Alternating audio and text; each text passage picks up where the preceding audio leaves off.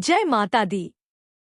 अष्टमी और नवमी नवरात्रि के 9 दिवसीय अनुष्ठान के सबसे पवित्र और फलदायी दिन होते हैं। इन तिथियों पर मां दुर्गा की उपासना अपने चरम पर पहुंचती है और साधक को विशेष आशीर्वाद प्राप्त होते हैं। शक्ति का रूप जागृत होता इन शुभ नवरात्रि तिथियों में सिद्धि, भक्ति, ज्ञान बरसता मां की कृपाओं में। तो अष्टमी को महागौरी और नवमी को मां सिद्धिदात्री की पूजा की जाती है। यह 2 दिन केवल व्रत और उपासना के लिए नहीं, बल्कि संकल्प सिद्धि और मनोकामना पूर्ति के लिए भी बहुत महत्वपूर्ण माने जाते हैं। जो साधक इन तिथियों पर विधि पूर्वक पूजा, हवन, कन्या पूजन और पारण करते हैं, उन्हें मां दुर्गा की विशेष कृपा प्राप्त होती है और उनके समस्त कष्ट भी दूर होते हैं। इस समय चैत्र नवरात्रि व्रत चल रहे हैं। तो अब आप जानेंगे कि इस बार अष्टमी और नवमी कब है, व्रत का पारणा कब और कैसे करना है, कन्या पूजन का शुभ मुहूर्त क्या रहेगा। कुछ लोग नवरात्रि के पूरे उपवास रखते हैं और अष्टमी को या फिर नवमी तिथि को कन्या पूजन करते हैं। लेकिन जो लोग किसी कारण से नवरात्रि के पूरे उपवास न रखकर केवल पहला और आखिरी उपवास रखते हैं, तो ऐसे में जिनके घर में अष्टमी के दिन कन्या पूजन होता हो, उन्हें सप्तमी का उपवास किस दिन रखना है। जिनके यहाँ पर नवमी तिथि के दिन कन्या पूजन होता हो, उन्हें अष्टमी का उपवास किस दिन रखना है। यह सारी बातें इस वीडियो में आप जानेंगे। अगर आपको जानकारी पसंद आए तो वीडियो को लाइक करके हमारे चैनल को भी जरूर सब्सक्राइब कीजिएगा, ताकि इसी तरह की जानकारी आपको समय पर मिल सके। जैसा कि आप सभी जानते हैं, इस बार 30 मार्च दिन रविवार से चैत्र नवरात्रि का शुभारंभ हुआ है और समापन होगा 6 अप्रैल रविवार को। दुर्गाष्टमी यानी अष्टमी तिथि रहेगी 5 अप्रैल शनिवार को और नवमी तिथि, जिसे रामनवमी के रूप में भी मनाया जाता है, 6 अप्रैल दिन रविवार को रहेगी। अष्टमी तिथि यानी 8वां दिन रहेगा 5 अप्रैल शनिवार को और अष्टमी तिथि प्रारंभ होगी 4 अप्रैल शुक्रवार रात 8:13 से और अष्टमी तिथि की समाप्ति 5 अप्रैल दिन शनिवार को शाम 7:26 पर होगी। तो 5 अप्रैल को मां महागौरी की पूजा की जाएगी और जिनके यहाँ पर इस दिन कन्या पूजन होता हो, तो सुबह के समय कन्या पूजन भी किया जाएगा। 5 अप्रैल को सूर्योदय होगा सुबह 6:19 पर।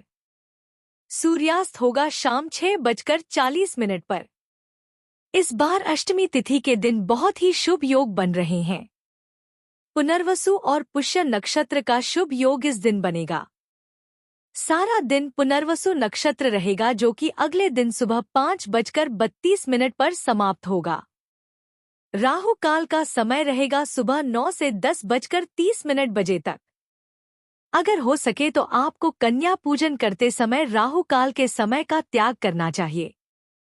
अभिजीत मुहूर्त दोपहर 12:04 से 12:54 तक रहेगा।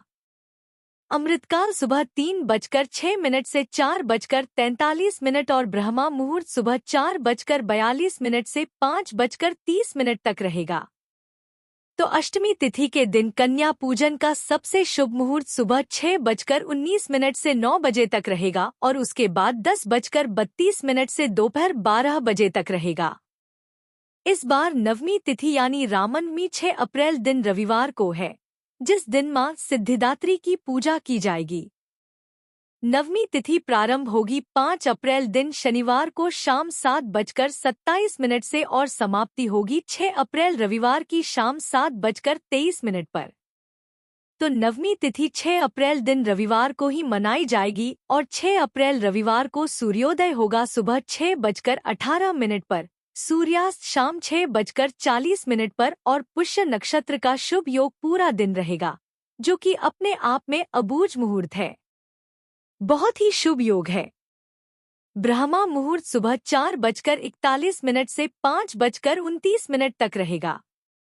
अभिजीत मुहूर्त दोपहर 12:04 से 12:54 तक रहेगा और राहु काल शाम 4:30 से 6 बजे तक रहेगा। तो इस दिन कन्या पूजन का शुभ मुहूर्त रहेगा सुबह 6:18 से दोपहर 12 बजे के बीच में।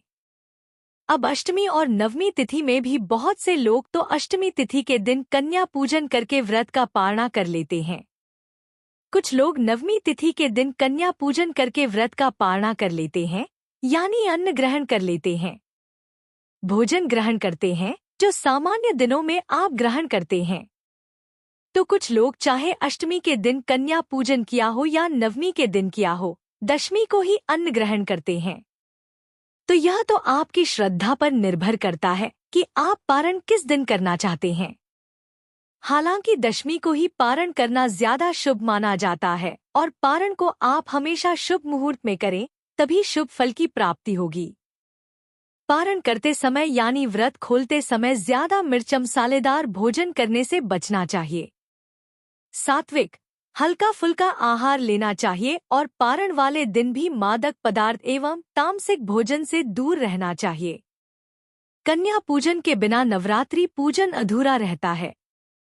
चाहे आपने व्रत रखे हों या ना रखे हों, अष्टमी या नवमी के दिन कन्या पूजन आप सभी को करना चाहिए। जो भी भोजन आप ग्रहण करें, उसे पहले माँ दुर्गा को समर्पित करें। एक हिस्सा गौ माता के लिए निकालकर फिर बाकी को प्रसाद रूप में आप स्वयं ग्रहण करके पारण कर सकते हैं। पारण करने का जो शुभ मुहूर्त है वह कन्या पूजन के बाद ही होगा। तो जब भी आप कन्या पूजन कर लें तो उसके बाद अगर राहु काल का समय हो तो राहु काल के समय को त्याग कर आप उस समय व्रत का पारण प्रसाद ग्रहण करके कर सकते हैं। पारण करते समय हमेशा मीठी चीजों का सेवन पहले करना चाहिए, खीर या हलवे का और नारियल चना का। आपको पहले प्रसाद रूप में सेवन करने के बाद ही नमक वाला भोजन ग्रहण करना चाहिए।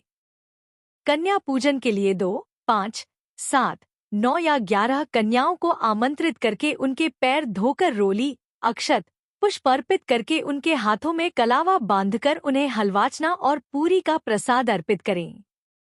फिर उपहार दक्षिणा देकर उनका आशीर्वाद प्राप्त करें। प्रसाद ग्रहण करने से पहले सभी परिवारजनों को भी बांटना चाहिए और स्वयं पारण करते समय मां का ध्यान करें और संकल्प लें कि आगे भी इस व्रत को श्रद्धा और निष्ठा से आप करेंगे। तो इस तरह से आप नवरात्रि की पूजा और व्रत का पारण कर सकते हैं।